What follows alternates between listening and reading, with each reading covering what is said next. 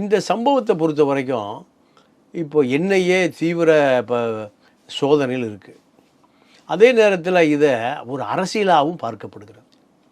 பாஜகவுக்கு என்ன வேலைன்னா, நீங்கள் அத்வானி துணை பிரதமர், பாபர் மசூதி இடிப்பு குற்றவாளி, இந்த கூத்து இந்தியாவில் தான் இருக்குது.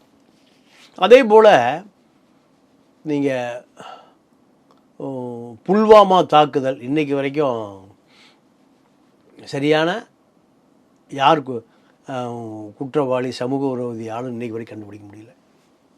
நீங்கள் அதே போல் மோடி அரசியலுக்கு வருகிற 2000 ஆண்டு வாக்கில் கோத்ரா ரயில் எரிப்பில் குஜராத்தில் சிறுபான்மை முஸ்லீம் மக்கள் ஆயிரக்கணக்கான பேர் கொல்லப்பட்டாங்க. இதுதான் குஜராத்தில் நடந்த பெரிய இனப்படுகொலை 2002 காலகட்டத்தில். குஜராத் முழுக்க மிகப்பெரிய கலவரம் கட்டிவிழ்த்து விடப்பட்டது, அரசாங்கத்தாலே கட்டிவிழ்த்து விடப்பட்டது.